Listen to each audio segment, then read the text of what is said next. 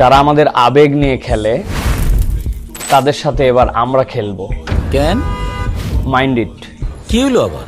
শোনেন নাই, এই ধোকা কোলা এটা তো ওই জায়গা। এই মুসলমানের দেশে আমার ভাইয়ের ভূমিকে দখল করে আমরা তাদেরকে বলতে চাই, ওই লাল পানির ভেতরে আমার মুসলিম ভাই বোনের রক্ত ভাসছে। আমরা সবাই এই ঈদে কোকা কোলা সহ সকল পণ্য বর্জন করি। গ্রামের একজন সাধারণ মুদি দোকানদারের কাছে গিয়ে একজন ভাই একটি কোক বা কোকা কোলা চাইলেন। ভাই এটা কোক দান তো।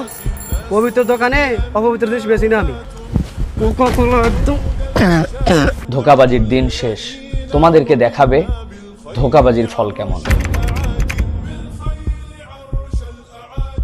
আসসালামু আলাইকুম ওয়া রাহমাতুল্লাহ। সম্মানিত দিনী ভাই ও বোনেরা, আসুন বর্তমান বিশ্বের সবচেয়ে বড় সন্ত্রাসী রাষ্ট্র ইসরায়েলের উৎপাদিত কোকা কোলা সহ সকল পণ্য বর্জন করি। আসসালামু আলাইকুম রহমতুল্লাহ বারাকাতু। গ্রামের একজন সাধারণ মুদি দোকানদারের কাছে গিয়ে একজন ভাই একটি কোক বা কোকা কোলা চাইলেন। তিনি বললেন, আমাদের ফিলিস্তিনি ভাই বোনদের রক্তে রঞ্জিত পণ্য আমি বিক্রি করি না। সুবহানাল্লাহ, এটি ইমানের দাবি। যে পণ্য বিক্রি করে আমাদের ভাই বোনদেরকে হত্যা করার জন্য অস্ত্র নির্মাণ করা হয়, অস্ত্র তৈরি করা হয়, যেই পণ্য বিক্রির মাধ্যমে তারা অর্থনৈতিকভাবে শক্তিশালী হয়ে আমাদের নিরীহ ভাই বোনদের রক্ত ঝরাচ্ছে, প্রতি মুহূর্তে তাদের বাড়িঘরগুলো ধ্বংস করে দেওয়া হচ্ছে, সেগুলো আপনি কিনবেন? তাদের অর্থনৈতিক হাতকে আপনি শক্তিশালী করবেন? আরো অস্ত্র নির্মাণের জন্য, অস্ত্র তৈরির জন্য আপনি অর্থ যোগান দেবেন? আপনার ইমান কি সেই কথাকে সাপোর্ট করে? ন্যূনতম ইমানের অধিকারী যদি আপনি হয়ে থাকেন, তাদের পণ্য বর্জন করুন। এটি কোরবানির মাস, এটি কোরবানি ত্যাগের মহিমায় মহিমান্বিত হোক, আর আমাদের এবারের ত্যাগের অঙ্গীকার হোক। তাদের পণ্য আমরা বর্জন করব, যারা ইসলাম এবং মুসলিমদের বিরুদ্ধে অনন্ত যুদ্ধে অবতীর্ণ হয়েছে। আমরাও তাদের বিরুদ্ধে যুদ্ধ করতে চাই, আর আমাদের এবারে যুদ্ধ হবে অর্থনৈতিক যুদ্ধ। সেই যুদ্ধে আপনি একজন গর্বিত সৈনিক হন। প্রিয় দর্শক, গাজার কথা আমরা সকলেই জানি, রাফার কথাও আমরা সকলেই জানি। সেখানে নিরীহ মুসলমানদের রক্ত ঝরছে, হাজার হাজার মুসলমান শহীদ হচ্ছে। মানচিত্রের বিভাজনের কারণে আমরা সরাসরি গাজায় কিংবা রাফায় শরিক হতে পারছি না, কিন্তু আমাদের উচিত আর্থিকভাবে যারা দখলদারদের সাহায্য করছে তাদের যাবতীয় পণ্য বয়কট করা। সামনে মুসলমানদের পবিত্রতম উৎসব ঈদ উল আজহা। এই ঈদ উল আজহাতে গাজায় ফিলিস্তিনে মুসলমানদের রক্তের সাথে যে নামটা মিশে আছে সে নাম কোকা কোলা। আমরা সবাই এই ঈদে কোকা কোলা সহ ইসরায়েলের যত পণ্য আছে, কোকা কোলা, 7 আপ, আরও যত পণ্য আছে সব পণ্য বয়কট করব। আমরা যদি তাদের পণ্য বয়কট অব্যাহত রাখি, তাদের অর্থনৈতিক মেরুদণ্ড ভেঙে যাবে। তাদের অর্থনৈতিক মেরুদণ্ড ভেঙে গেলে মুসলমানদের উপর তাদের জুলুম অত্যাচার এমনিতেই কমে আসবে।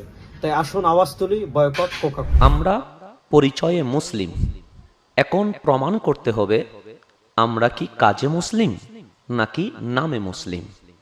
এই মুসলমানের দেশে যখন ইসরায়েলি পণ্য আদান প্রদান ক্রয় বিক্রয় হয়, তখন বলতে ইচ্ছে হয় আমরা নামে মুসলিম কিন্তু কাজে মুসলিম হতে পারিনি। যখন কোকা কোলা, পেপসির লাল পানীয়গুলো আপনি আমি দেখি, তখন মনে হয় শুধু পানীয় দ্রব্য, কিন্তু আমার মনে হয় ওই লাল পানির ভেতরে আমার মুসলিম ভাই বোনের রক্ত ভাসছে। কারণ তাদের লাভ্যাংশের টাকা দিয়ে অস্ত্র কেনা হয়, আর সেই অস্ত্র দিয়ে আমাদের পবিত্র স্থান মসজিদে আকসা রক্তাক্ত হয়, ফিলিস্তিনের ভূমি রক্তে রঞ্জিত হয়। তাই মুসলিম হিসেবে আমাদের দায়িত্ব ইসরায়েলি পণ্য বয়কট করা। আজ থেকে আমাদের স্লোগান হবে কোকা কোলা, পেপসি সহ যত ইসরায়েলি পণ্য সামগ্রী আছে সকল কিছু আমরা বয়কট করব। এটাই আমাদের ঈমানি দাবি। আসুন সবাই ঐক্যতার সাথে ইসরায়েলি পণ্য কোকা কোলা, পেপসি বয়কট করি, এবং আমরা রব্বুল আলামিনের দরবারে স্বচ্ছতাকে আমরা ফিলিস্তিনের পক্ষে যুদ্ধ করতে না পারলেও অর্থনৈতিক যুদ্ধে আমরা অংশগ্রহণ করেছি। যারা আমাদের আবেগ নিয়ে খেলে তাদের সাথে এবার আমরা খেলবো। Mind it.